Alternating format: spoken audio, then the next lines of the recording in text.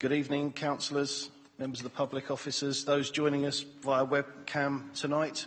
Welcome to this meeting at Maidstone of Strategic Planning, Sustainability and Transportation Committee. That's today, Tuesday, the 11th of April 2017. Usual housekeeping. There are no planned fire alarm tests this evening, so if we hear such a thing, please assume it is real. Mr. Bailey, to my right, will assess the situation and then give us guidance on evacuation if necessary. And may I remind us all that tonight's proceedings will be webcast, and at the same time ask if anyone else is intending on recording. And I ask that not to prevent you, just so that others in the room may be aware.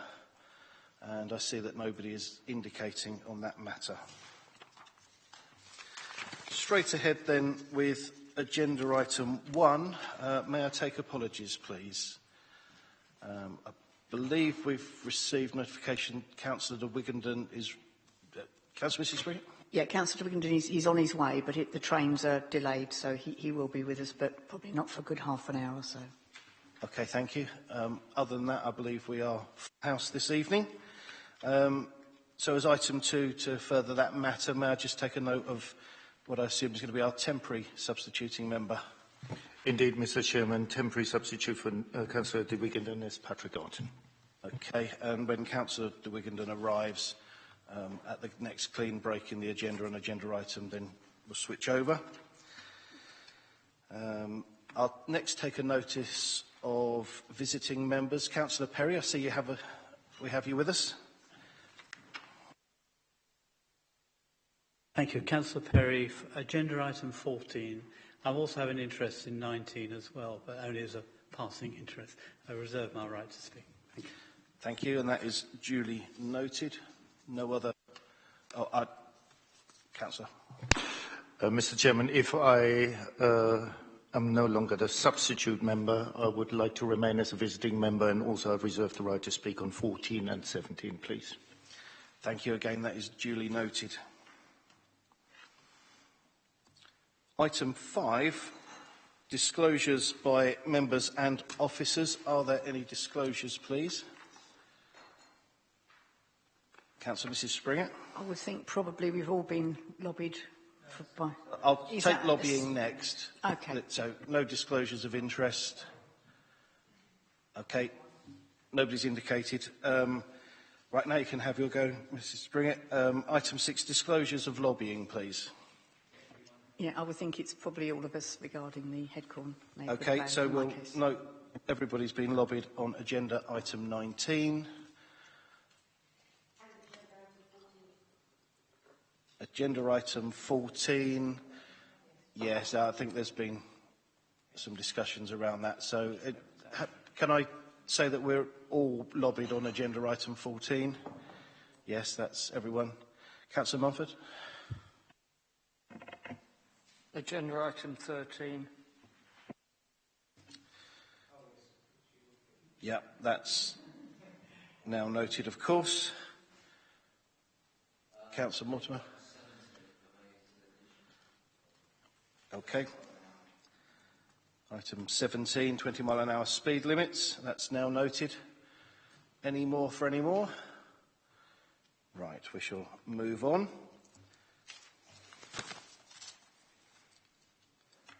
Agenda item 7, minutes of the previous meeting. They are circulated as per the papers. I'm about to ask if everybody is content with their accuracy, and Councillor Mrs. Prendergast has indicated. Yes, I've got a question about the committee work programme on page 2 of the minutes. The last paragraph, I don't believe, is as we discussed at the last meeting, because that makes reference only to the Planning Committee, Chairman. And I've watched the webcast, and I think your closing words said, literally the wording of the Constitution potentially does include members of this committee, and it makes no reference in the minutes to that. So I would like to see that corrected, please. Thank you. Councillor English. That was indeed the discussion. I would say on the substantive, Mr. Chairman, for your information, it was decided at the last planning committee meeting to hold a group spokespersons and chairman, vice chairman's meeting next week to discuss potential changes to the council's constitution in relation to planning. Would members of this committee like to receive note of the outcome of that discussion? You're raising this in the context of the accuracy of the minutes at this stage, or? Well, I don't see anywhere else on the agenda to Okay. raise it, Mr. Chairman. Well, if I may park that matter for a second, does anybody have any objection to the amendment that Councillor Mrs Prendergast has offered? So, subject to that being inserted into the record, are you content that I sign those as a true copy? Is that agreed? Thank you, members. So I'll come back to you quickly now then. Councillor, you're suggesting that we be invited to participate? Well, to see the outcome of the proposed discussion and submit any comments that you wish to make before it goes to Democracy Committee. I think we would welcome that opportunity. Thank you.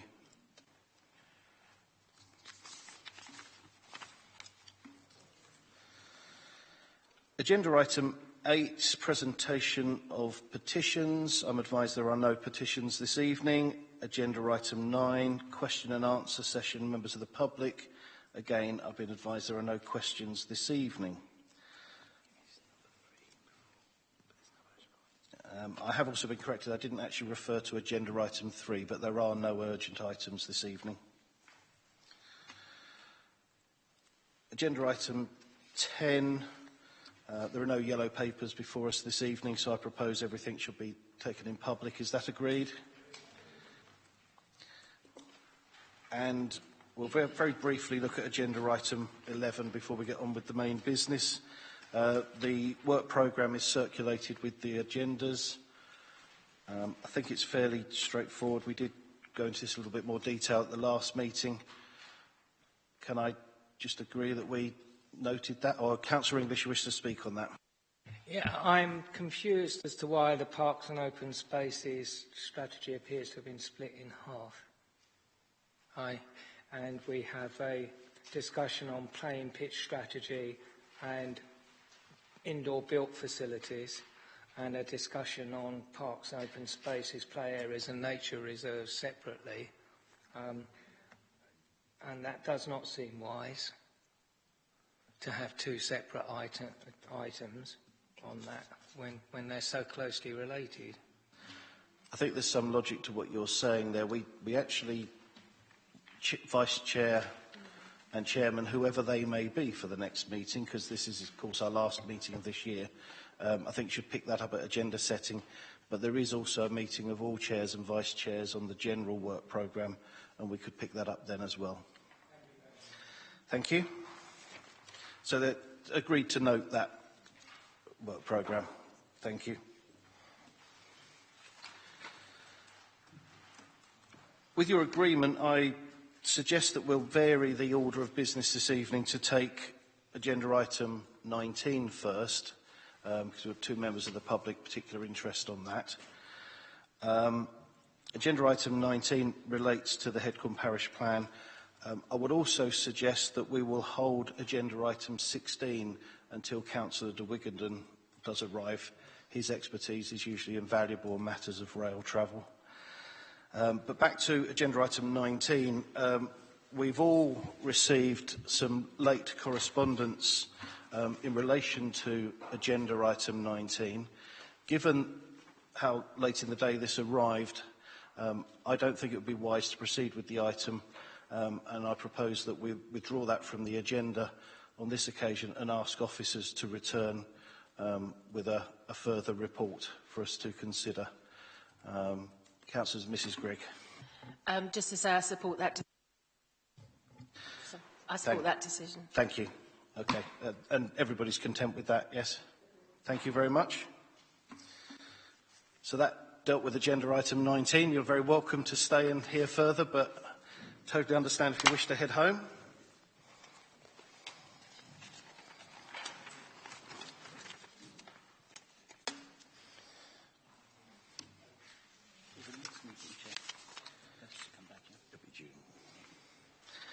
Right, so where are we now? We are back to item 12, I believe. This is our opportunity to look at key performance indicators. And is it a double act, or is it Mrs. Woodhouse, or is it... Over to you. Thank you, Chairman. The committee is asked to consider and agree the key performance indicators for 2017 to 18. The suggested key performance indicators are at paragraph 3.3. They show 2 new indicators, with 2 being removed for the Home for Everyone action area. The 2 new indicators suggested are number of minor planning applications determined within 8 weeks, and number of other planning applications determined within 8 weeks. Following feedback, when we reviewed the securing improvements to the transport infrastructure area, the 2 indicators that previously were under that, members did not feel were robust, and I have to agree, and how useful they were in measuring that action area was questioned. So we've actually removed the KPIs and suggested instead that you have a regular update on the integrated transport strategy, and the committee could also request other updates and information relating to transport infrastructure in line with your terms of reference. But if you wanted to say the sorts of things you'd like to receive regular information on, that's fine, and we can do that tonight. The previous indicators are listed under section 2.6, page 10. The ones on number of households prevented from becoming homeless and number of households housed through the housing register will move to Communities Housing and Environment Committee. So they will still be reported, but they're reported to that committee as it falls more within their terms of reference. And then underneath are the 2 previous indicators we have for transport for your information. And I'm happy to take questions or any comments. Thank you for that introduction. Councillor English, I think, is indicating. I think that this makes sense, that there may be the odd policy document that we want to add in terms of updates. That may or may not be influenced by the low emissions working strategy report in June. I anticipate it may well be, but that working group will not report until then, and clearly we can't anticipate that. So as things stand at the moment, I think it's a reasonable stab at things. There's no point measuring things we can't measure. That makes a lot of sense, and I think it's important to keep this list to a minimum, but knowing that as and when we cite issues that we want to have particular surveillance on, we can add those, and then when the issue is dealt with, perhaps switch them off again. So in conclusion, I think we're actually agreeing the list that's at 3.3, and with the addition of an update on progress of ITS matters. That's our baseline for the moment, and we are asked to agree that to be the case. So if I move that from the chair, Councillor English has seconded. Please indicate if in favour. And that is unanimous. Thank you, members. We shall next move to agenda item 13. This is the report concerning Bournemouth, Chelsea and Linton conservation areas. Mrs Cunningham, I think you're going to present this for us. Yes.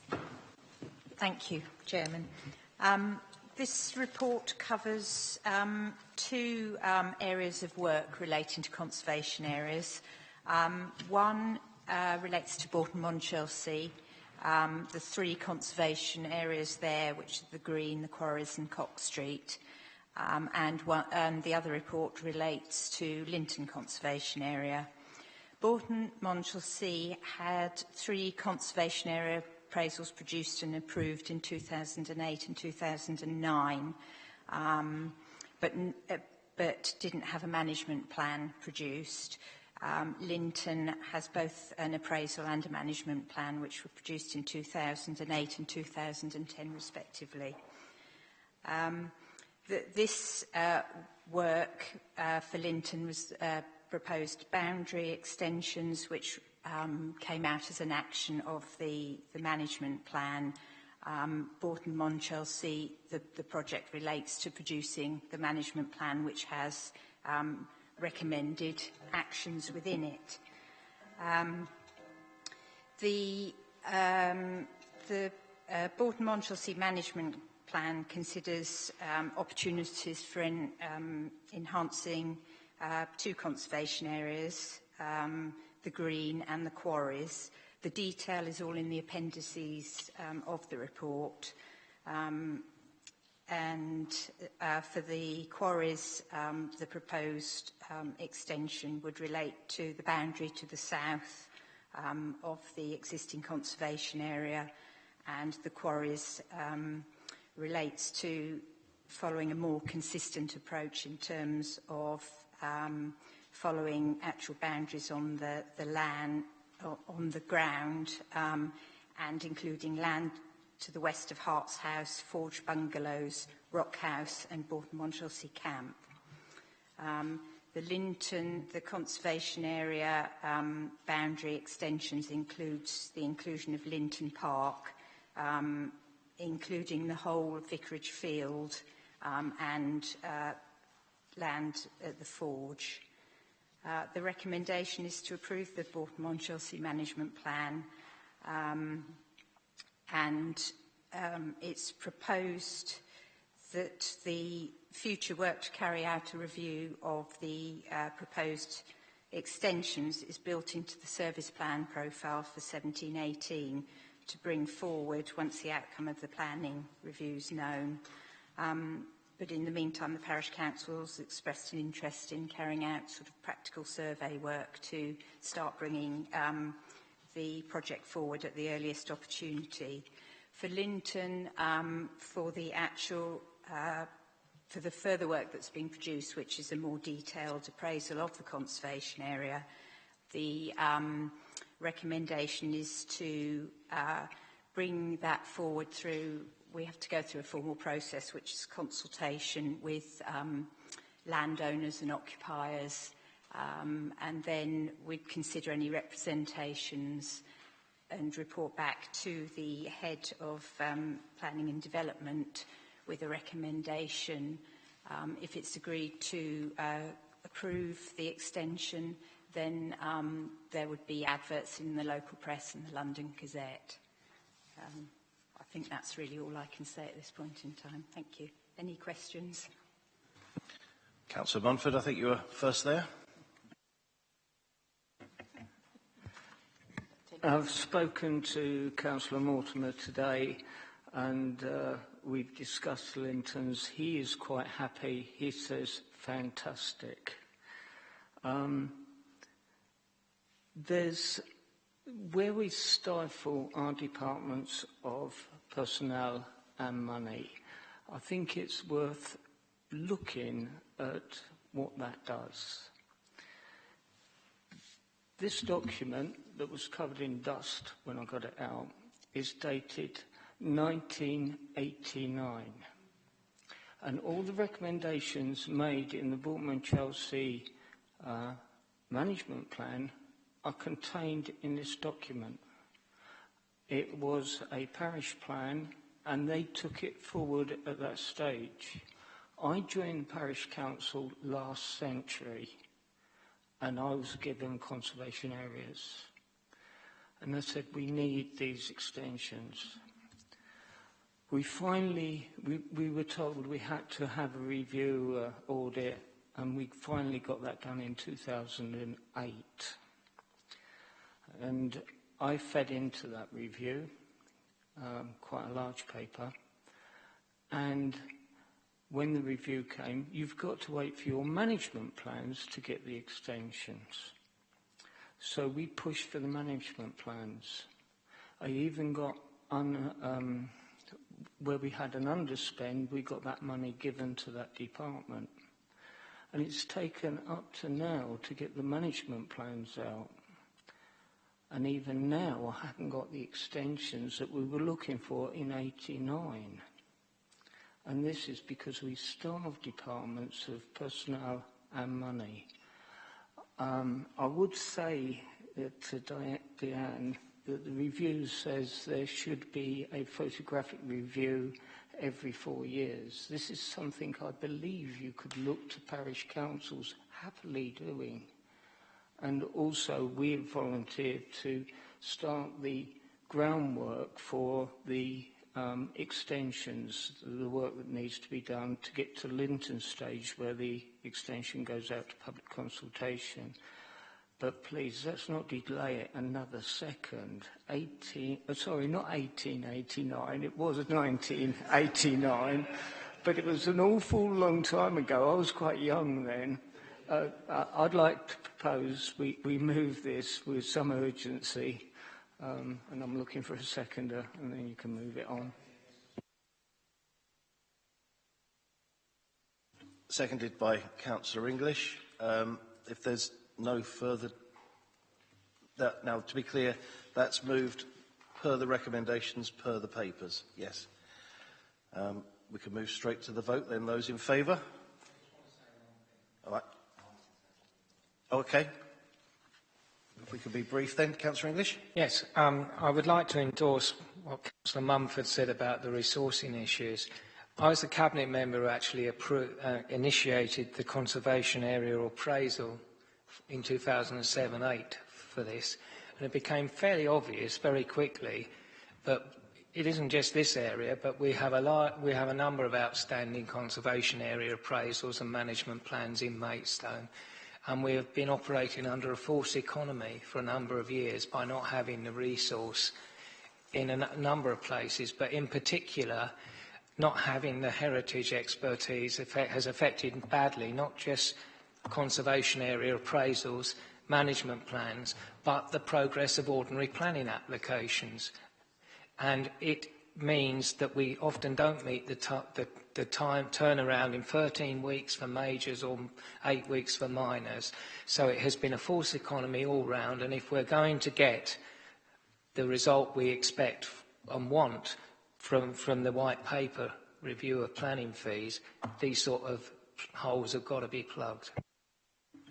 Councillor Mortimer. Yeah, thank you. No, I'd just like to say I fully support this, and perhaps looking forward and considering the timescales, wouldn't it be nice if we could follow in future the landscape of local value pattern through the Greensand Ridge, round through the Lewes Valley and the Medway Valley for the future, so we could wrap it round the south of Maidstone.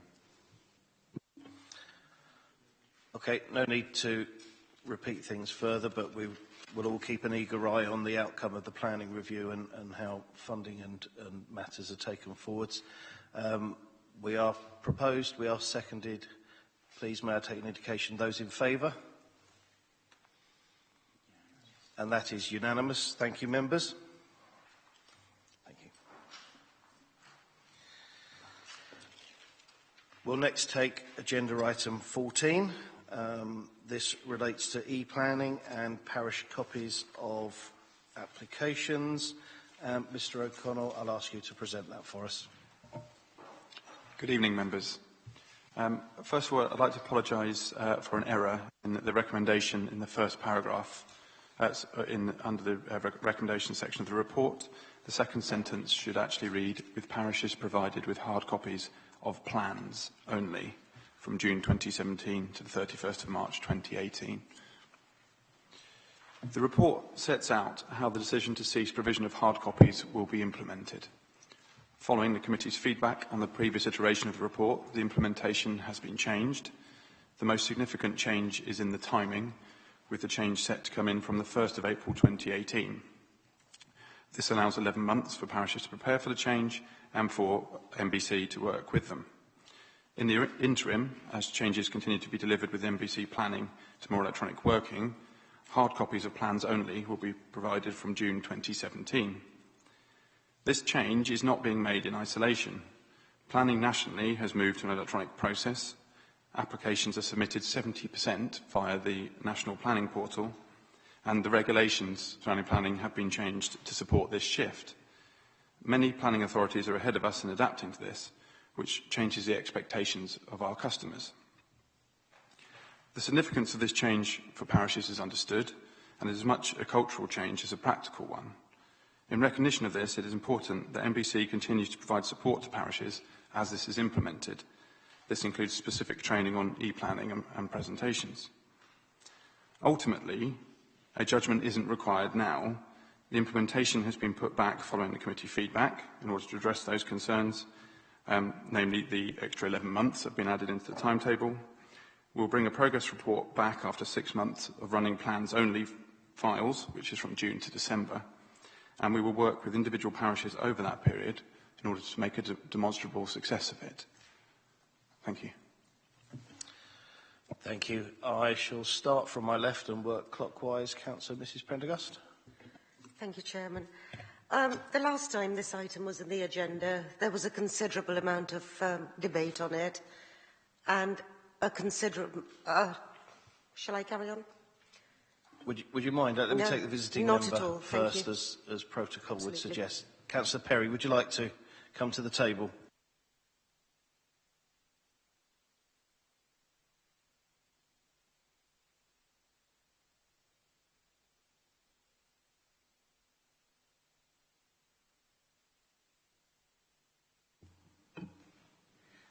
Thank you, Chairman, members, and thank you, Councillor Prendergast, for waving your right.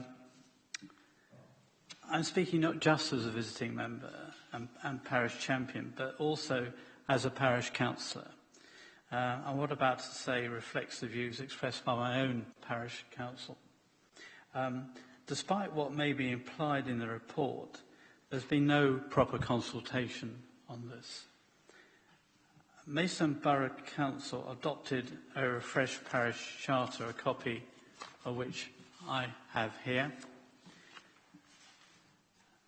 And this appears to have been ignored despite the fact that a key principle of the parish council, of the parish charter, is consultation and engagement. As the parish charter clearly states, parish councils play a valuable and essential role in the fabric of local life, representing half the population of the borough. Parish councils and their clerks possess a unique local knowledge that can help the community planning and decision-making process. Maidstone Borough Council has given the following commitment. Successful partnership working at the parish and non-parish level can only be achieved if the partners again, Maidstone Borough Council and parish councils, understand and respect each other's roles and work to complement those roles in serving the community. Please note the word partners. Unfortunately, we seem to have ended up with what my own parish people said was basically a diktat, with a few crumbs from the table by way of an interim arrangement that does seem to be taking one step forward and two steps backwards in relation with our parish councils. Now, I understand this has been tried out before and didn't work. Parishes do vary in size, and for the smaller parishes, this will create real difficulties. But I can assure members that even for a larger parish like Staplehurst, there are major concerns. For example, not all village halls have Wi-Fi, and meetings will become almost impossible without paper copies. Many village halls or meeting places do not have the necessary equipment. Many residents need to see the full plans. I have a lot of people coming into our parish office who want to see the full plans. Many Wi-Fi systems are not available in the evenings when parish councils actually meet, and this is mainly for maintenance reasons. Smaller parishes meet less frequently and are only supported by part-time or shared staff. There will be additional cost burdens placed on parishes that will be very difficult for smaller parishes to absorb. And perhaps most important of all, parish councils are statutory consultees and should be respected. Parish clerks are already under a lot of pressure, and this would absolutely increase that pressure. And I'll go on to something a little bit more sensitive, perhaps. I think we must still recognise that the relations between parish councils and Maidstone Borough Council are still quite fragile. The loss of the concurrent functions, together with the perceived effect of the emerging local plan on the future of some rural communities, have left a legacy of ill feeling which some of us have been constantly trying to improve over the last few years. The timing is, to say the least, not great. And I'm asking myself, why is Maidstone Borough Council proposing to go down this road? Maidstone Borough Council members still receive hard copies. And I bet there would be a mini riot if this was stopped. So why treat parish councils differently? Parish councils are clearly upset, and the parish charter has been ignored. We don't appear, honestly, to have learned anything from our previous mistakes. Now, I'll say this bluntly. My advice, as a former chairman of one of the largest parish councils in the borough, my advice would be to kick this into the long grass. It doesn't work. It's not accepted by parish councils. I don't buy all this bit about everybody's moving over to electronic systems. We have 37, I think it is, parish councils. As I said, they vary in size, they work in different ways, they need these hard copies. It is part of the functions of this borough to make this borough work. We agreed at the parish charter, and I have a copy here, that we are partners. Parish councils are partners with Maidstone Borough Council. Now, I'm speaking as a visiting Maidstone Borough Council, but I do have a strong regard for the parishes and the work they do. They are very, very important, and we don't need all this extra aggravation that's been before. I'm really amazed that this is being put out again, when all the trouble we've had in the last 5 or 6, no, perhaps 10 years, it seems to have been ignored. I'm sorry to sound so blunt on this, but I really think the sensible option for you as members is just quietly kick this into the long grass. It is really not needed. Thank you, Chairman, for indulging me and allowing me to speak for so long. Thank you, Councillor Perry. I wonder if Mr O'Connell would actually make any specific comments about the consultation element that Councillor Perry raised there and the context of the parish charter.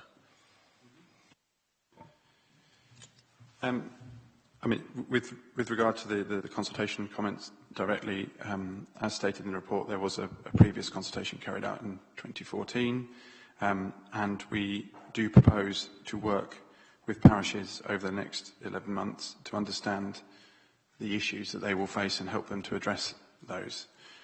So in that sense, it will be a very real and practical consultation with parishes by working with them over that period. The parish charter, I absolutely agree, obviously sets out the spirit of the relationship between parishes and Maidstone Borough Council. And in there is a commitment towards working towards more electronic working together too, which is one of the reasons why we need to work with them closely over the next 11 months. And I mean, I don't think it's really appropriate for me to sit here and comment over the last 10 years of the relationship between Maidstone Borough Council and parishes on a number of decisions. But just 2 other points I'd like to pick up on. Statutory consultees, yes, parishes are absolutely statutory consultees and have a role set out in legislation that supports that, as do many other statutory consultees. And we work electronically with all of our statutory consultees. And lastly, just as a matter of fact, Maidstone councillors do not receive hard copies of planning applications.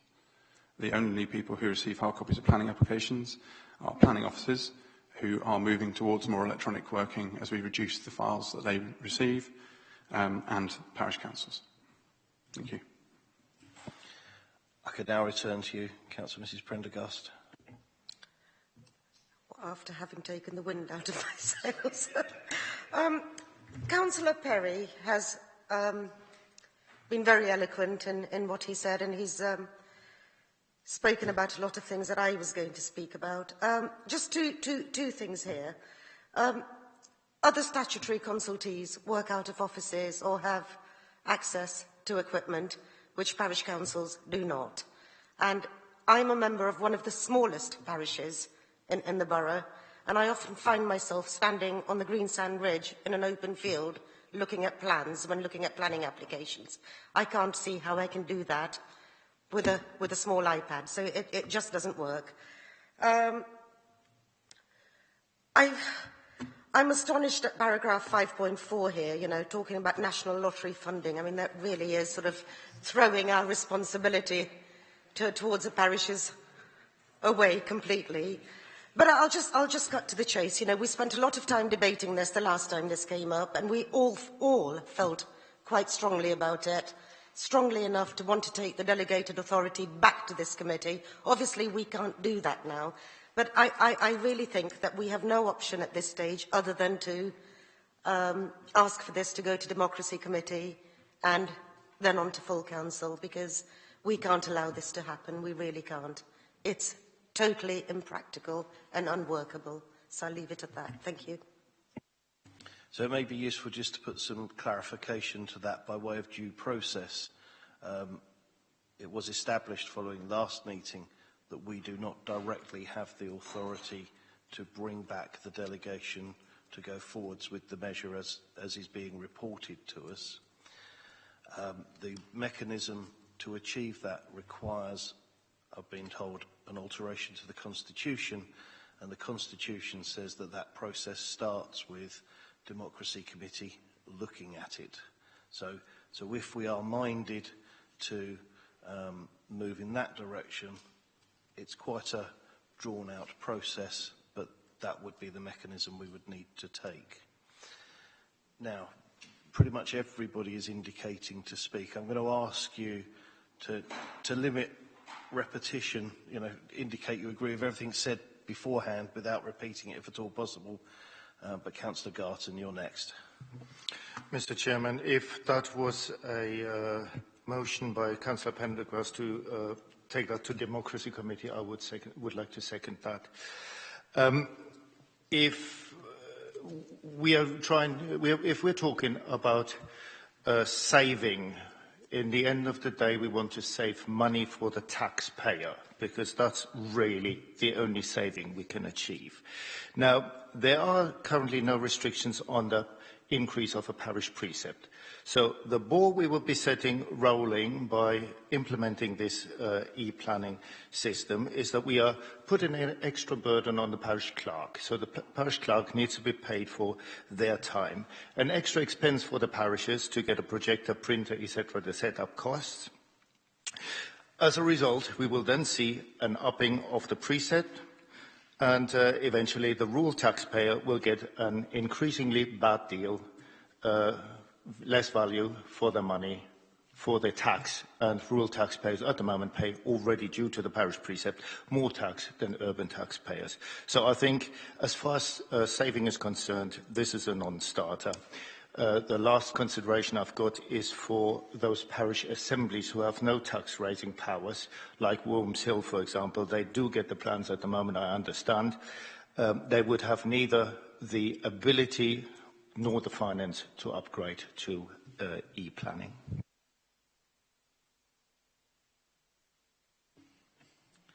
Councillor Mrs. Springer. Thank you. Just a quick comment. In the recommendation, the second one, it just says that training will be offered to parishes on the use of the website and electronic facilities such as subscriptions. I don't get what that bit is, what subscriptions. And I'm sorry, the second bit is just disgraceful. And offered support with bids to national lottery funding to help parishes manage the transition. I'm sorry, disgraceful. National lottery money is for charitable and good causes, and I'm sorry, I will just end it there. I'm just staggered that that's even been put in. Councillor Mumford. Yeah, the whole thing is, I respect the officer, is a misunderstanding. The officer knows a lot about IT, and I know a lot about parish councils. And it's just a misunderstanding. We have a projector, we have a laptop, we have as much IT as we need, we have a good broadband link, we have tried it with a laptop, but the practicalities are all of your solutions don't work. If this goes through, All my parish council will do is take the bill from you and, like other members have said, print off paper plans. Your solutions don't work. That might be a lack of understanding of how we use the plans and what we do. But come to one of my planning meetings and you will see that they need the paper plans. So all we're deciding here is who's going to pay for them.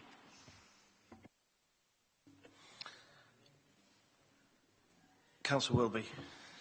Yeah, when this was discussed last time, we did make reference to the consultation that did go ahead, and we did ask about that being circulated, and it never actually happened from the officer.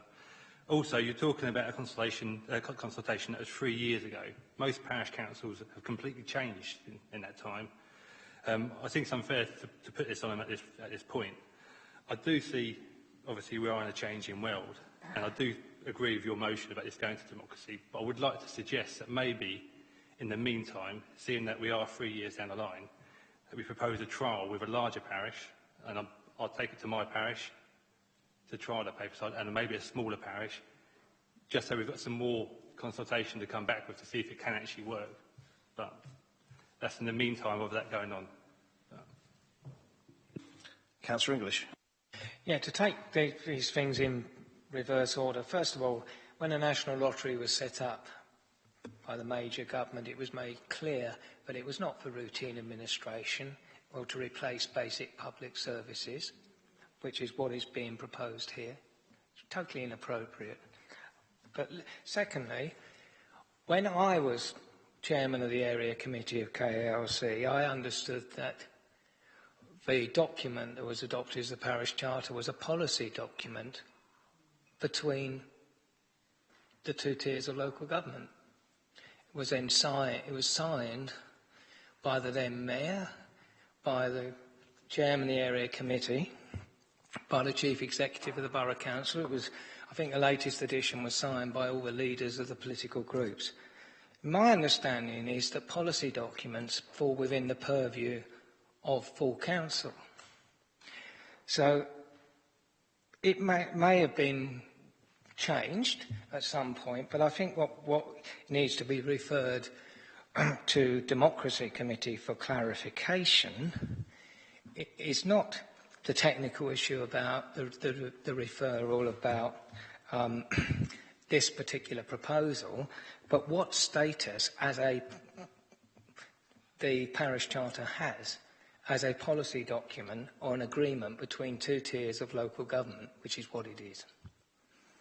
Because if the original interpretation has been lost, it needs to be reinstated somewhere, because it was not supposed to be an agreement between a department or a committee of this borough council with parishes. It was supposed to be a corporate commitment, and my understanding is corporate commitments are supposed to be policy commitments. So I think that is the area that needs to be looked into in relation to the parish charter, Democracy Committee and full council, not the technicalities of this particular decision.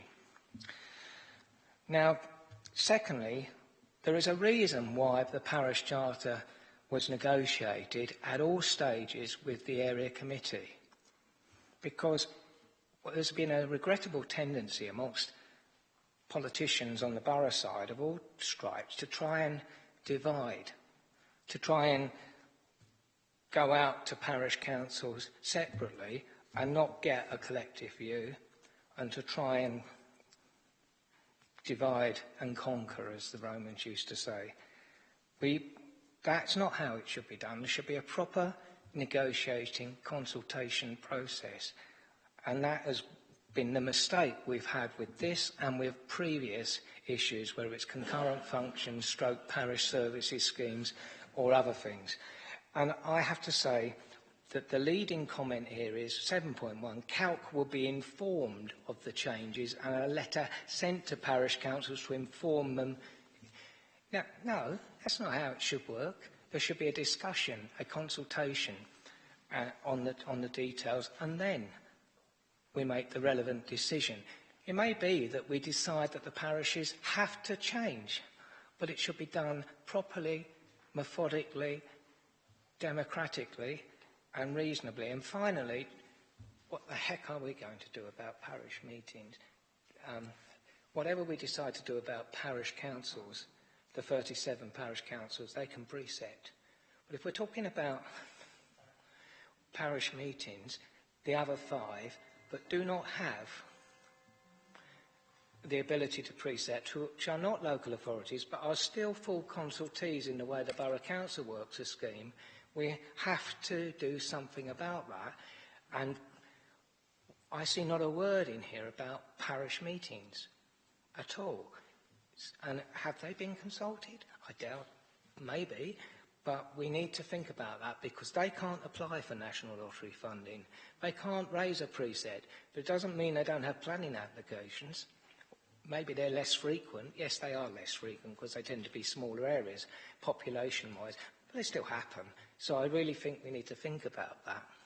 So would you mind, Councillor Prendergast, subtly adjusting the terms of your reference to Democracy Committee? We'll come back to the detail of that shortly. Councillor Mrs Grigg. Thank you, Chairman. I'm very disappointed reading this today. I basically agree with all of the comments from both sides of this room, particularly Councillor Mumford.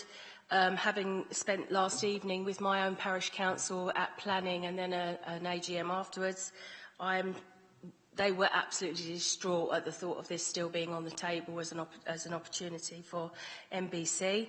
As I said last time, my main fear is that this financial saving is going to cause dilution of service. Our parish council tier is a very valuable tier to our planning process, and I'm afraid I would expect our officers here to be starting to think about electronic, but you don't understand how parishes work if you can suggest this. And basically, I don't know how many times members have got to say no to this. I certainly will not be recommending this. I don't like the recommendations at all. The National Lottery is just ridiculous. And whilst I'm happy to say I will, note progress, well, will you carry on working on this at the moment? This is an absolute no-go for me. Thank you. I'd like to just add a couple of other things. I'm almost reluctant to do this. I did have one parish council that contacted me who offered to say that they actually work in this manner already and find it very acceptable. That was actually Marden Parish Council. So just to put it out there, I think we're recognising the majority of parish councils are not necessarily ready to make this change, but it's not to say that the change can't be successful in some areas. So I think we've got to find a way forwards now. And I think we've got, on one hand, the pistols at dawn option, Democracy Committee, amend the Constitution, we stamp off it, feet. We could, of course, actually refer to the officers now and say, well, you have that delegated authority, will you withdraw your plan to move in this direction? And I think we should allow that opportunity before we fire off the pistols necessarily. And I would like to just bring Mr Correll in for a few words at this moment. Thank you, Chairman. Yes, obviously, I'm sorry about the strength of feeling on this topic. But just to sort of put it in context, obviously the department does,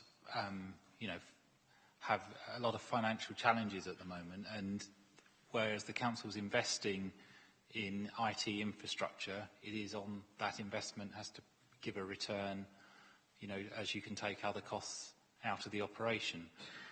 So, we've got other topics on the agenda this evening that do require sums of money, and these are all the choices that I guess we're all presented with. So I wouldn't say I'm here suggesting you do something different necessarily, but just to view it in that context. We've got many projects that we do need funds as yet unidentified for, and so this move should only be sort of viewed in that context, if that's okay. I think, if I may be so bold as to venture a response on behalf of the committee to that, I think the mood of this room is that in listing those priorities, this particular matter is one that we have very high up on the list and would give significant precedence to in terms of budget allocation. I think that's what needs to be heard this evening. Councillor English is very anxious to say something. I think that's true, Mr. Chairman, but regardless of this particular issue, I do think the broader point I was making about the parish charter and its status as a policy issue needs to be referred to Democracy Committee, irrespective of the specific decision on this, because I think it does need to be determined whether this is an agreement between a policy agreement which falls within the purview of full council or not. It is fundamental. And while I take the point on the specific proposal, I actually do think we're just going to have another issue like this if we don't resolve that particular matter. And so I wish to proceed with a reference on that. Okay. I mean, I think we should make that a separate standalone recommendation. Legal would like to assist at this moment. Sorry, Chair. If I may, just I know the issue with regards to the Charter, and there are members on this committee who have been here a lot longer than I have who understand this stuff better. But I'm also, looking at it, there is quite clearly a theme throughout this document which talks about moving towards electronic forms of communication. Yeah, so what is being proposed is not against the Charter. I'm pretty sure the officer, and the officers have understood and considered the issues, saying, well, there's been the recommendation, well, you guys don't understand what parish councils do. I don't necessarily think that's entirely fair necessarily on the officers, but what it certainly does do, because the officer has gone ahead and he's provided a table one, whether you like it or not, of considering options of moving towards the electronic communication as has been set out in the Charter. The other issue I'd like to make is that we spoke earlier on another matter about resources, and we need to resource various officers because we need more people to do the job. One of the issues which has been raised by the report is this could impact on resourcing because the money has to be saved from somewhere, and that's going to be a resource which will be lost. And then, obviously, the last thing I'd just like to note is, nationally, the drive is to go electronic. We're not the only parishes in the UK who suffer from this, but that is the national drive. Too long, Mr. Chairman, but I'm not saying that we don't necessarily do this. I'm saying that notwithstanding this very general points about electronic communication in the Charter, I know I was involved in discussing them, it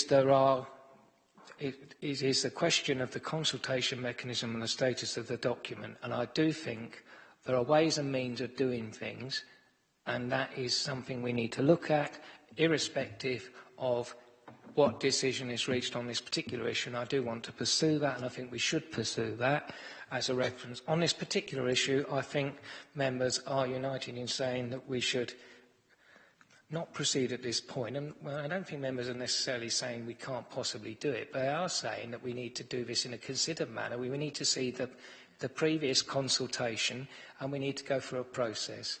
And that does not need to be done tonight. Right.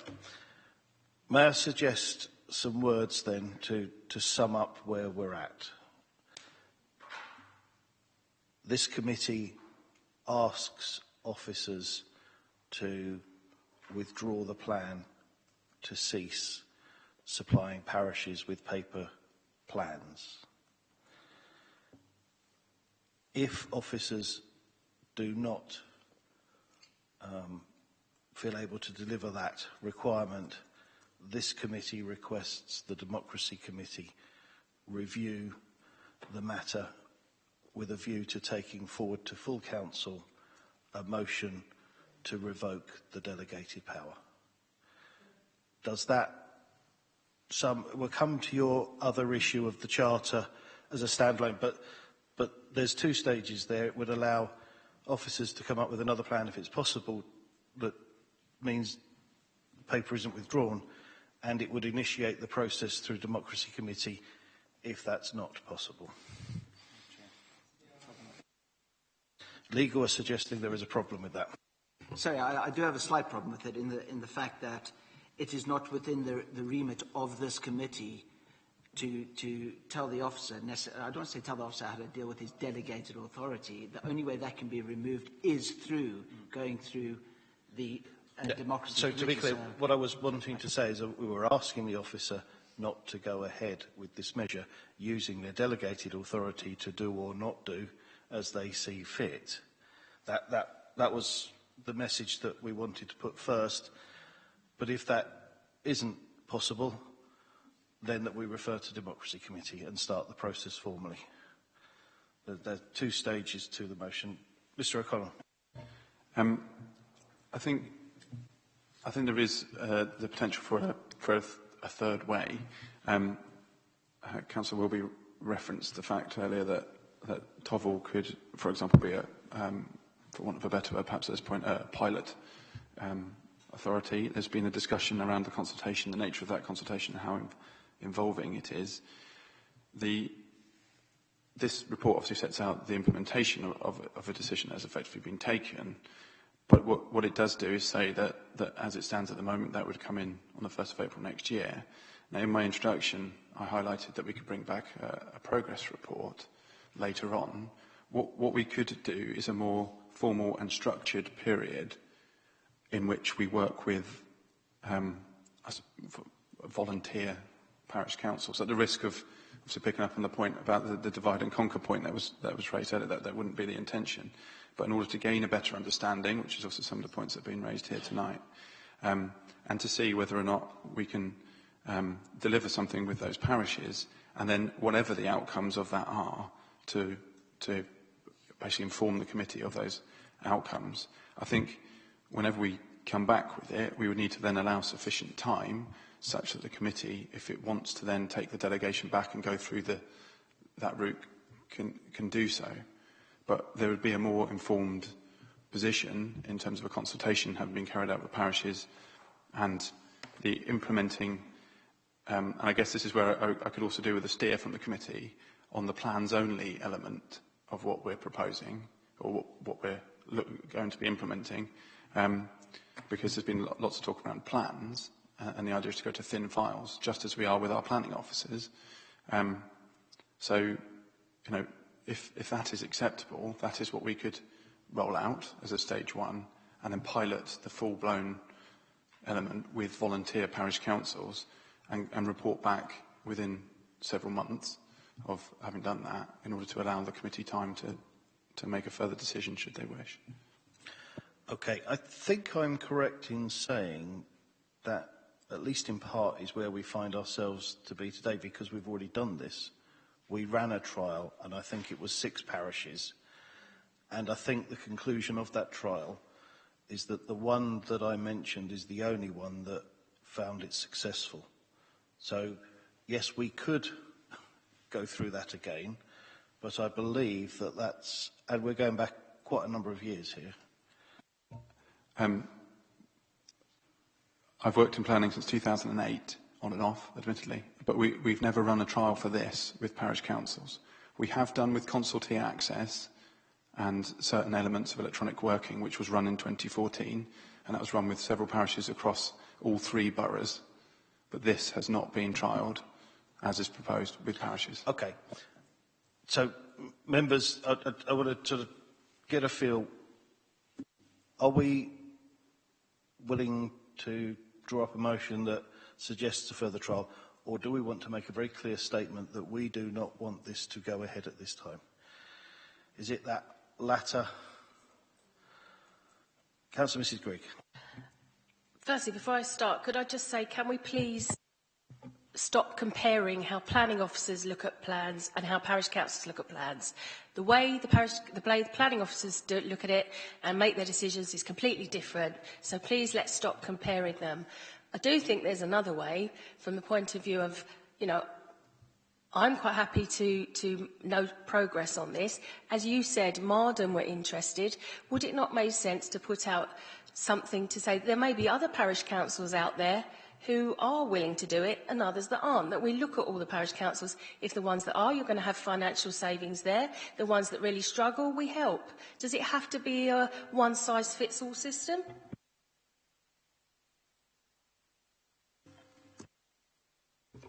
Thank you, Chairman.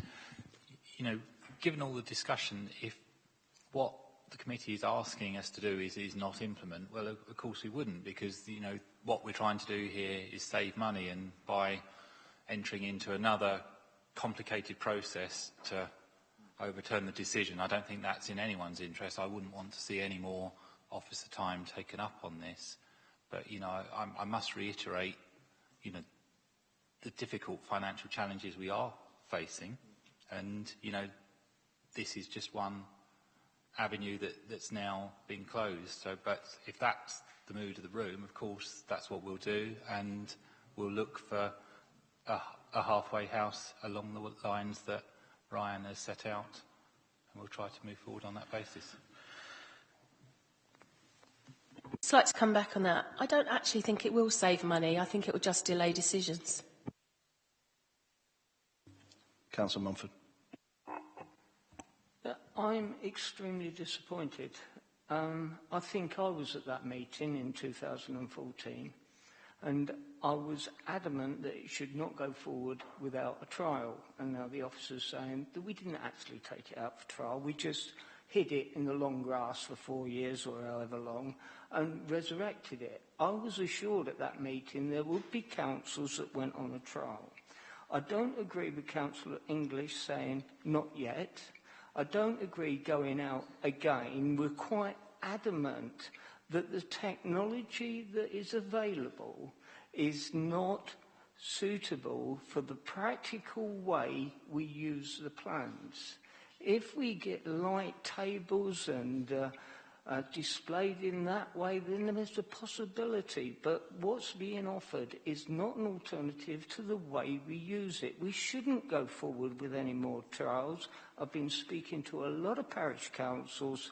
If people want to use their projectors, then let them, and then they can cancel their plans. But we shouldn't allow this to keep coming up every 2 or 3 years when the officers are looking to save money. And as I said, all we're deciding here is who's going to pay for the time and to print these off. That's what we're talking about. That's what the officers have just said to us. And who's going to pay? We need the money elsewhere for other priorities. Our priority is this, and we're saying, no, don't do it.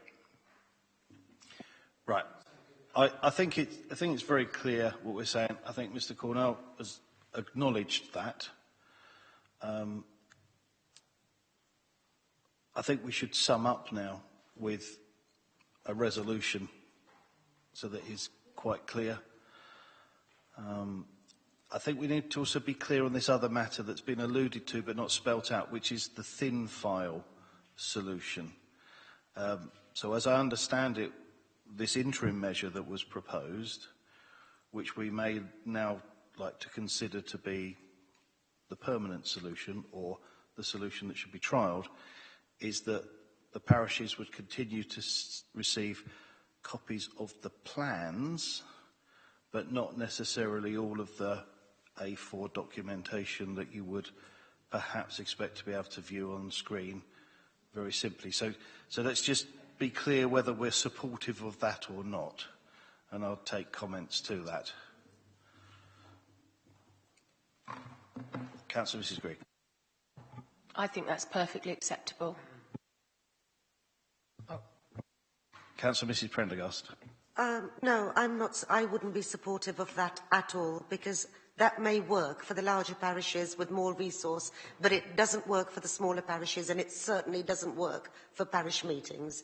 And I appreciate what Mr. Correll is saying about financial challenges, but we are simply passing those financial challenges onto parish councils who have their own financial challenges and in some instances don't have any finances. So I find the whole situation quite unacceptable. Okay. Councillor Garton, are you indicating? Yes, Mr. Chairman.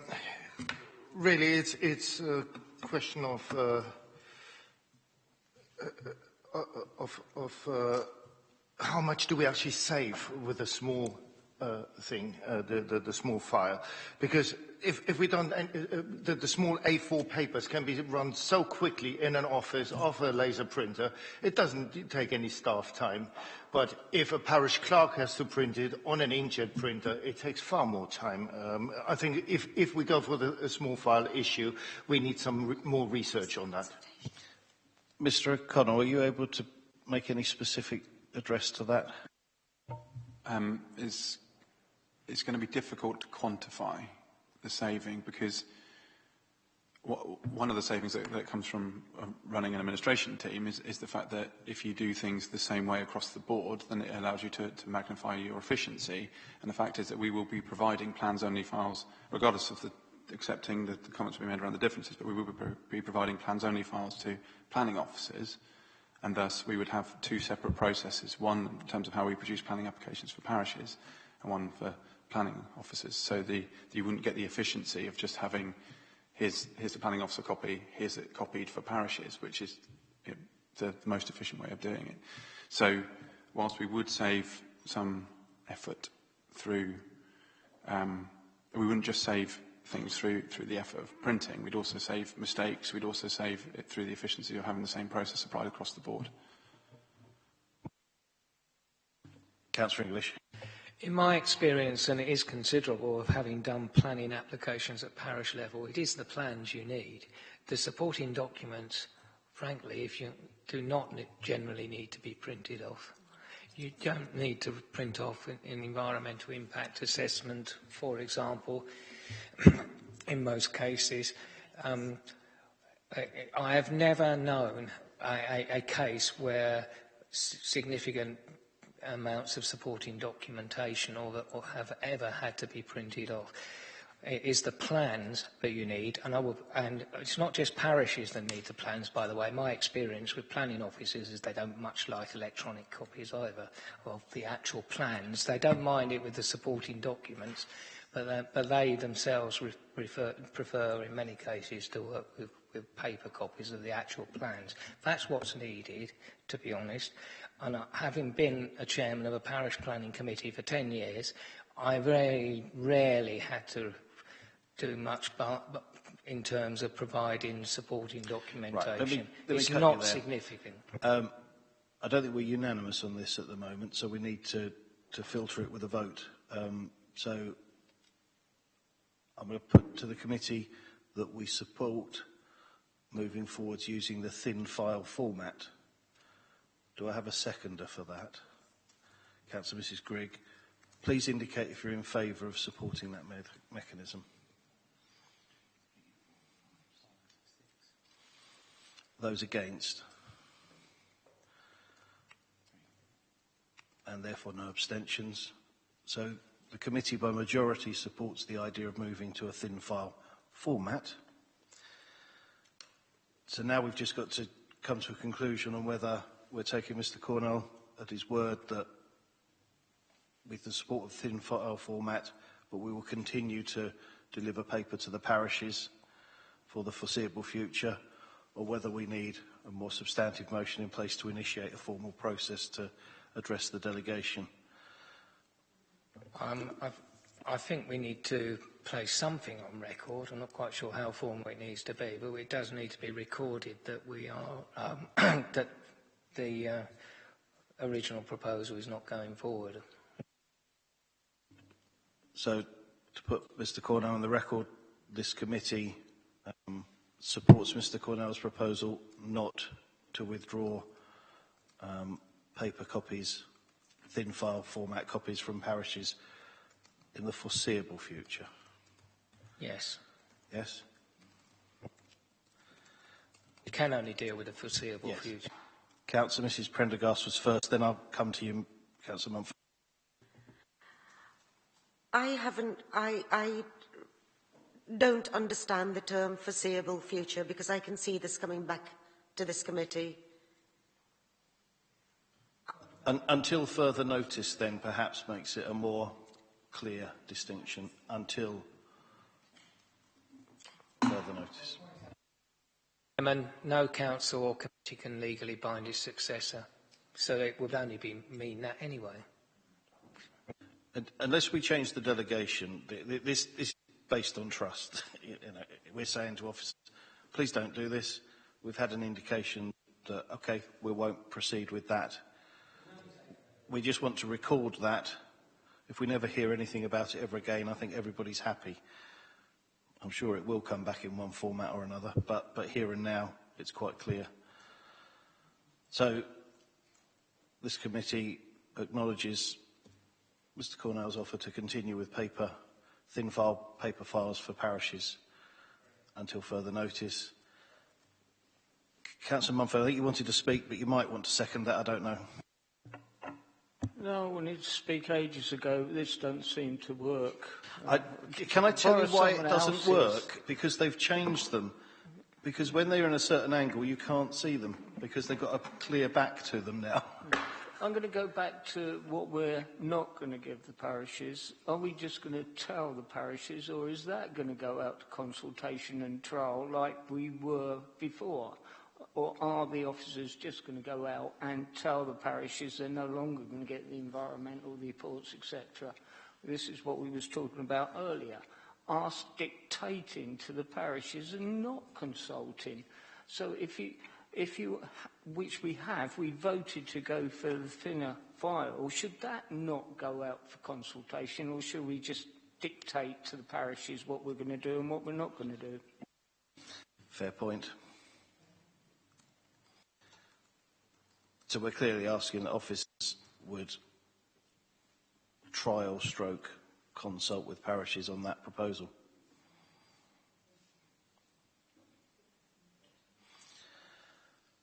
Right, we need to wrap this up because we'll just keep going round in circles. So we've established that we're supportive of thin file formats. We need to ask officers to put in an appropriate consultation / trial to move in that direction. And beyond that, I don't think there's anything else we need to do this evening other than assure officers that we maintain a watching brief on this matter. I'll raise the other matter separately with Democracy Committee on the Parish Charter outside. Thank you, Councillor. That would be useful.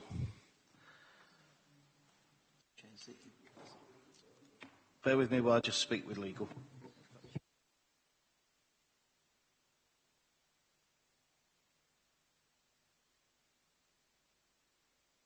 So, legal are wanting us to make that very clear, so I move from the chair that we ask officers to consult / trial with parishes, thin file paper copies for planning applications. Seconded by Councillor English. Those in favour?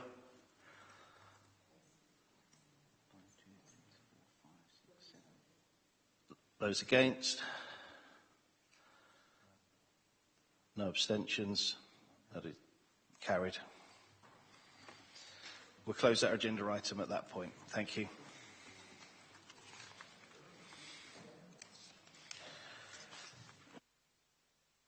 Councillor de Wigan, would you like to take your seat?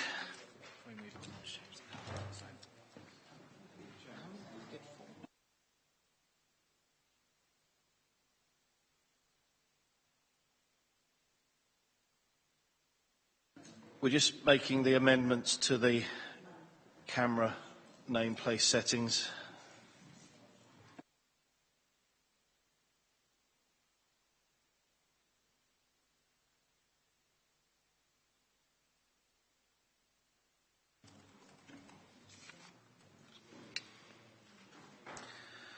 We'll turn to agenda item 15 next. This is the Housing White Paper.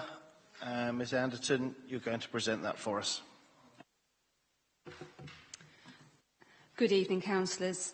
The long-awaited Housing White Paper was finally published on the 7th of February. It is lengthy, it runs to more than 100 pages, and it has a mixture of content. So in part, the government is making announcements about things it is going to do. It also is consulting us on other measures, and then in some instances it's announcing that there will be future consultation on matters. At last month's committee, the committee asked for a report following the main themes of the Housing White Paper. And just for this committee to note, the Communities, Housing and Environment Committee are also going to be considering the Housing White Paper at their meeting next Tuesday. So they will cover the housing aspects relevant to their remit. Obviously, this committee is interested in the planning aspects of the Housing White Paper. The report before you seeks to set out the main provisions of the Housing White Paper under key themes, of which there are 4 I've identified: housing delivery, diversifying and boosting housing supply, local plans and affordable housing. And just to be clear, the report doesn't cover every point, every planning point in the Housing White Paper. It's aiming to focus on the most relevant aspects either to this committee or indeed to this borough. So, for instance, there are aspects of the Housing White Paper that relate in detail to the policies, the application of policies to Greenbelt authorities, which I haven't gone into in detail in this report because it's less significant to this borough. And similarly, there's detail concerning the operation of things like the Infrastructure Commission, which are less, of less direct relevance to us here. There was previously scheduled to be a member workshop on the Housing White Paper on the 20th of April, but in the light of the fact that this report is before you tonight, and also there's a report going to the Housing Committee next week, I think the decision's been taken that we'll discuss it through the committees rather than having that workshop, and that's now been cancelled. The structure of the report is in the form of highlighting principal issues, and then where they are a matter that we're being consulted upon, a suggested response that could go into the Council's formal response, which will need to be submitted by the 2nd of May. So really, what this committee is being asked if that response is appropriate, whether you want to amend it or indeed add to it. The next steps will be that the response will be formulated in response to the detailed consultation questions and with the input from the Housing Committee next week. And then prior to the 2nd of May deadline, the formulated response will be passed through the Chair and Vice Chair of the committees, just to affirm that it matches what the committee's thoughts are before we send it off. With the Chairman's guidance, I don't know if the best thing is if I work through the report in sections, and then we can discuss the responses, or just to open it up for members' input. First of all, thank you for a very clearly laid out report. We have all had an opportunity to read this, and rather than going through it line for line, paragraph for paragraph, I think what I would do is just invite the committee to highlight any particular paragraphs in the report that they would like to put further comment to or suggest alteration. Does that suit everyone to work in that manner? Okay, and I'll start on my right and we'll just run round in an anti-clockwise manner. So, Councillor Mrs Grigg, is there anything you want to add? Councillor English. Right. I'm assuming that where the issues are specifically housing, they're not included in this report. Fine. Okay, good. There appear to be a number of issues that I've either missed or aren't commented on. My own group has submitted its own response direct to the government. Amongst the things we were generally favourably disposed towards this white paper, much more than we expected to be, it has to be said. So credit where credit's due.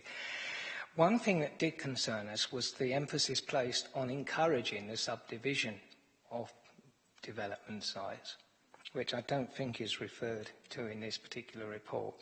This is a major concern because it's been devilled the delivery, in particular of Section 106, contributions and affordable housing, and it seems perverse of the government, which is putting a lot of weight on delivery of these things, to encourage the subdivision of sites, and we objected very strongly to that. So that's one thing. More positively, we very much welcomed the further enhancement of protection for the natural environment, which isn't referred to presumably because we agreed with the government's comments on veteran trees and so on. But we did welcome that. The other thing that I would like to pick up as something we could possibly comment on, the government in its talks about improving the ability of councils to serve completion notices, which is something which will be very much welcomed certainly by my group, because we have had cases not so very far from this very building where that power would have been very useful. And finally, in turn, the government has been talking in the white paper very positively about improving the council's, local authorities' ability to use compulsory purchase and land aggregation powers. And I would have thought this council, with its regeneration ambitions, would welcome the government's proposals in this respect. So that's one point of opposition in terms of the subdivision of development sites, and basically a couple of points of strong support for the government on completion notices and for councils, and stronger land aggregation and compulsory purchase powers. I would hope the committee is in agreement, but we could add comments to those effects. That sounds very sensible to me. Yeah, that's nodded. So we'll ask for those to be incorporated in. Anybody else? Councillor Mrs. Springett? Yeah, it's just something, probably clarification for me, really. On page 149, and the affordable housing, part B, it's got discounted market sales housing is sold at a discount of 20% below market value. And then it goes on to say, for starter homes, secondary legislation is expected to introduce a sliding scale discount for resales. I'm just a little bit concerned that there's I know we have in our response said that there's a lack of detail in the white paper as to how sort of these homes will remain discounted in future years, and until this point is clarified as a concern that they won't remain affordable.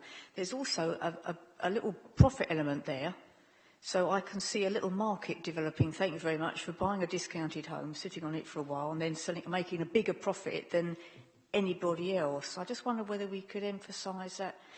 Am I misunderstanding that? Because a sliding scale discount, to me, sounds like after 5 years or 10 years, there will be no discount. So somewhere along the line, the first people have made a bigger profit at the detriment of future buyers who now are paying more for that house. I don't know. Yeah, I'm just trying to raise a concern whether I know we have put that there is a concern, but whether we can highlight that we really, they do need to remain discounted in perpetuity. Very, very happy to make that emphasis. I think the government does seem to be heading down a line of sort of trying to increase home ownership by effectively discounting home ownership, and there's a sort of a range of products here, which is obviously good for the people who benefit from that, but as you've identified, it doesn't necessarily then go on to benefit either the people in greatest need or necessarily in perpetuity. So we can emphasise that more, and it might well be a point that also comes out of the Housing Committee next week. Thank you. Are there any further points? So, again, thank you for a very clear report. We've got the added concern about subdivision, the support for the enhanced powers around serving completion notices, support for the land amalgamation powers, and the additional emphasis around discount over time. And with those additions, I move that we... Mr Cornell, you want to add something? Well, very briefly, just on the completion notices, whilst, there's upsides to that, obviously you've got to ask, and then what, if someone's run out of money or the market's gone, what teeth have you really got? And it is a cost to local authorities, to take forward, but, it's got its upsides, but I don't think it's necessarily the solution to everything. But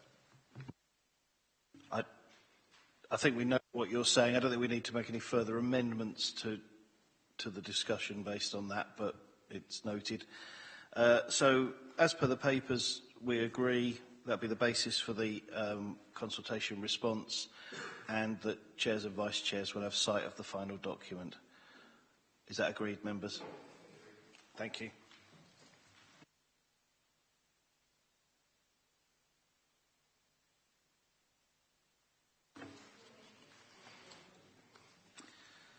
Councillor Wigan, we saved this one for you. Agenda item 16, the South Eastern Rail franchise response. And Mr Thompson's going to help us with this. Thank you, Chairman. The South Eastern Rail franchise, currently operated by South Eastern, will expire in December next year. The next franchise period will run till at least 2025. The Department for Transport is seeking input from stakeholders on the current service and also on priorities for the next franchise period. The proposals in the consultation document are fairly general in nature, but focus on three main elements. Firstly, to increase capacity and reliability on existing services through longer trains, greater provision of metro-style carriages, and the loss of first-class seating in some areas. Secondly, to improve the customer experience through better access and facilities, improve customer services and smart ticketing, and also to consider potential new or amended routes, such as the extension to HS1 route from London St Pancras to Hastings and Bexhill. This committee previously set out its priorities for the next franchise period via a KCC consultation in March 2016. And the draft response to Appendix B is therefore largely based on those previous comments, plus the priorities for rail infrastructure set out in the Council's ITS. Overall, the draft response is supportive of the generalised proposals set out in the consultation document, confirms the Council's priorities, including in respect to services to London Bridge and Cannon Street, the expansion of the Medway Valley Line HS1 service to an all-day service, and improvements to facilities at a number of key stations, including Maidstone East. The consultation document does raise the prospect of improving journey time between Tunbridge and Ashford through fewer stops at rural service centres of Headcorn, Staplehurst and Marden. And in line with the ITS, the draft response confirms that the Council will strongly oppose measures which affect the speed and frequency of services from these stations. The Council has recommended to approve the draft response for submission, subject to any amendments deemed necessary. Thank you.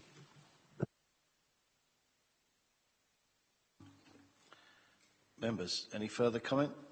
Councillor de Wigenden. Actually, I think broadly it's fine, really. I mean, and much of it is what we've talked about over a long time. It's interesting. They talk about reducing stops between Tunbridge and Ashford, and as you mentioned, we had sort of Paddockwood, Marden, Staplehurst, Headcorn. Pluckley is the only one which is not a busy station. They're actually all busy stations, and yet along this line here, of which I have painful experience, as you're well aware, still most trains stop at Kimsing, where no bugger gets off at all. And indeed, of all of the ones I've mentioned, I mean, East Malling is a very quiet station compared to all of those they're suggesting they might not stop at. So you know, we have a balance, because obviously one of the things we're trying to get is a faster service to Maidstone with high speed going around to Bexhill and Rye. We're going to be the longest distance journey of a major town this side of the Channel, because even with the new Thameslink service, which actually sounds like with a limited stop sounds like being a decent service, we're still only hoping it's going to get to 50 minutes. And actually, lots of these other towns served with the high speed are going to have much faster service than that. So I think there's lots to. I think this is great. I think the response is great.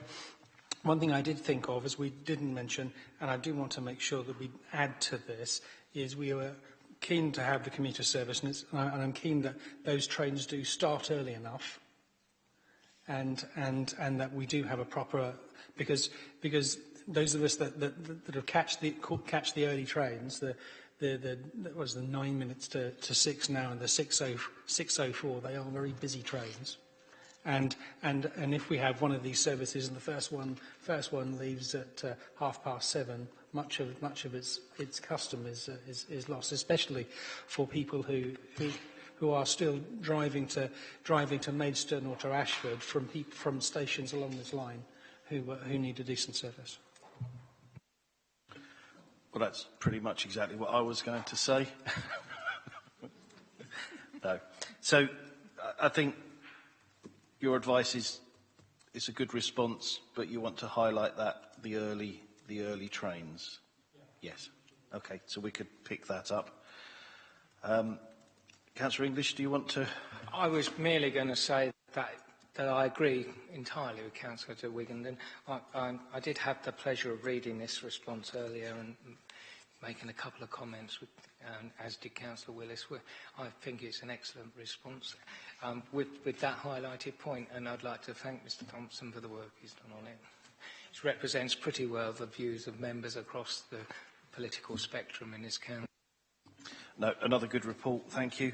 So, from the Chair then, I'll move that the draft response be approved for submission to the consultation with the addition of the comment relating to early starts. So I've moved that, but I'll come to you, Councillor Wilby. Yeah, I was just going to add about the comment that you brought about the trying to increase the speed. In the document that the actual South Eastern franchise has sent out, it does mention about re-signalling and recontrolling. It doesn't mention the Ashford to Victoria line, which would speed it up. I think we should have an emphasis on saying that we would like them to prioritise or actually look at the re-signalling or recontrolling of that line, which would speed up the timing of trains. So, amend the motion as I put to incorporate that element. May I seek a seconder? Councillor de Wiganden. Those in favour? I believe that's unanimous. Thank you very much. Our last piece of business for this evening is agenda item 18. Oh.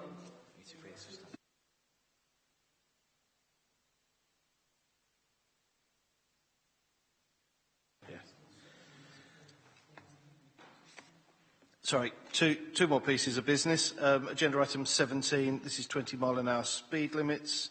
And Mr Thompson again.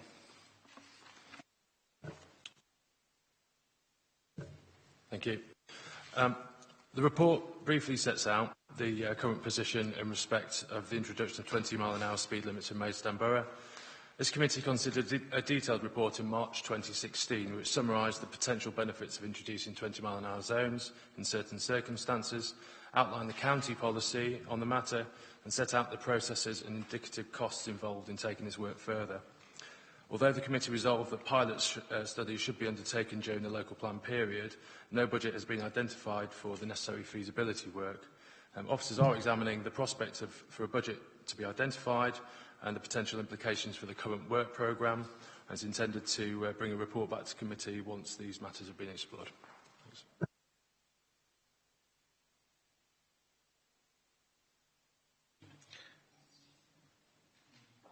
Councillor English is the only one indicating currently, but Councillor Garton had indicated to speak as visiting member.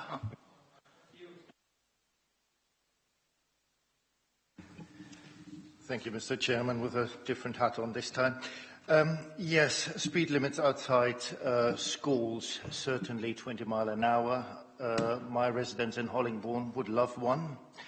The stretch along Hollingbourne Primary School is a pretty dangerous one. But if you then look a little bit more into detail, it is actually not the speed cars are driving, it is the parking situation during school pick-up and drop-off time, which naturally reduces the speed probably to something like 15 miles an hour, and accidents or near misses still happen. Now, how can we solve that? Well, maybe we should, especially with the Hollingbourne example, we could look at parking restrictions and enforcement of parking restrictions. Double yellow lines, I raised that with KCC. However, very reluctant reply I got. So if I go then back to page 243 in tonight's papers and the full council decision of December 2015, it says there, reducing speed limits on residential roads has been found to lower the incidence of accidents and the number of fatalities, serious accidents as a result of them, and the significant contribution a 20-mile-hour limit could make to improving Maidstone's air quality. Now, these are statements from 2015. I do follow the trade and transport press quite closely, and those statements have been discredited since 2015. So if we just look at Leeds, for example, where they introduced a 20-mile-an-hour limit outside the school, it has not reduced the number of incidents. Quite on the contrary, there have been quite a few incidents in Leeds Village recently, and also within that 20-mile-an-hour limit. So my recommendation really would be tonight to ask the officers to go back and investigate the effectiveness of 20-mile-an-hour zones based on national data, and possibly even go to Leeds and have a look at the statistics there. Thank you very much, Mr. Chair. Thank you, Councillor. I'll head back to you, Councillor English. I would challenge Mr Garton's interpretation of national statistics. I will also observe that one thing is very clear, and I know Maidstone very well and many of the accident black spots. In my own ward, many members will be familiar with Hale Road and the fatalities that occurred there with speeding traffic, and a spectacular lack of fatalities or serious injuries since the speed camera was placed in that road. For example, and I could go on with lots of details and anecdotal evidence and all sorts of things, but anecdotal evidence is anecdotal. What is needed is a limited trial in the appropriate locations, which is the preferred option in this report, and is in line with the full council resolution and the previous decision of this committee. I can think of a number of locations, although I don't want to preempt or prejudge the outcome, because that would be totally inappropriate, where it would be very cheap to take the relevant action, and it would be a very certain cost-benefit analysis. There are a number of proposed areas that already we know have resident support, both in urban and rural areas, but it would be wrong of me to preempt the outcome of a trial, which should be done on a balance, an open-minded basis, and not preempted by members of the committee that have personal priorities, and which I certainly do, but it would be wrong of me to try and impose those on other people. So I would strongly recommend that we go forward with a small-scale feasibility study in the appropriate areas according to option 3, which once the funding issues which have been referred to in the introduction of the report have been dealt with, and that seems to be an appropriate way ahead. If it turns out that we can't do that, then of course when the update report comes back, that will be identified. Yeah, the report is before us for noting this evening. I was recommending that, I was not proposing we amend that. I was saying that I was happy with the report, and the preference in the report is clear, but that is something that will be coming back to this committee, and it will either be solidified at that time or it won't be.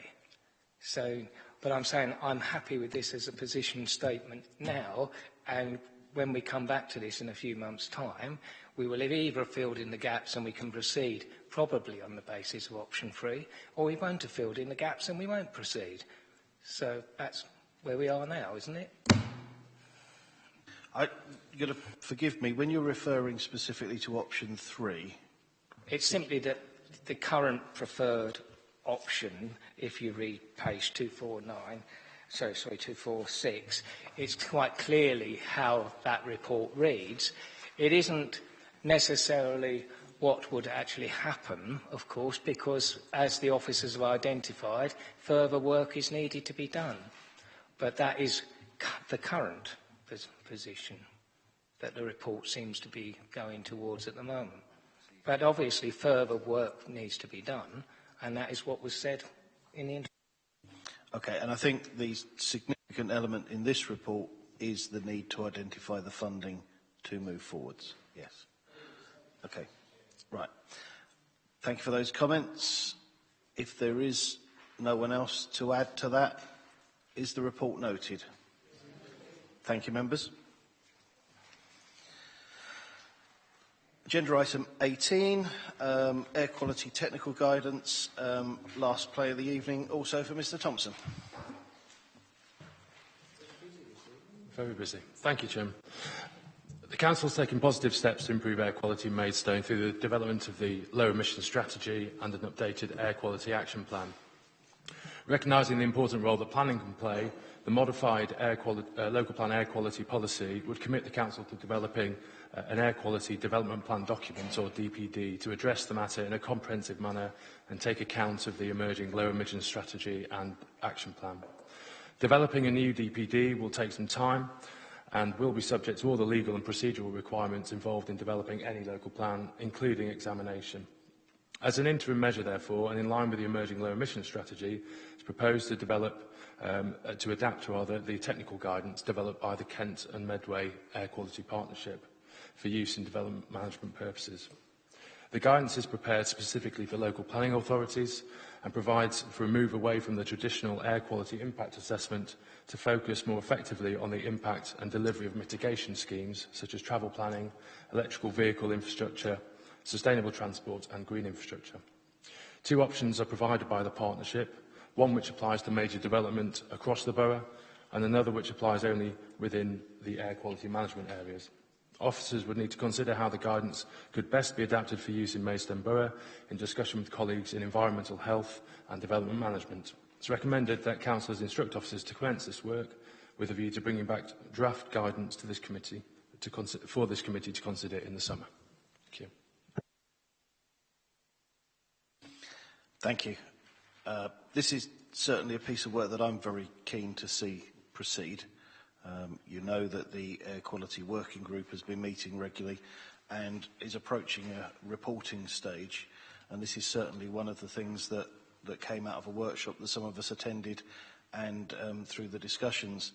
It's not the panacea of an air quality measure, but I think it would set a very clear intention of what this council will be expecting from developers and incorporating certain measures into development. So I'm very keen that we instruct officers to go ahead with this.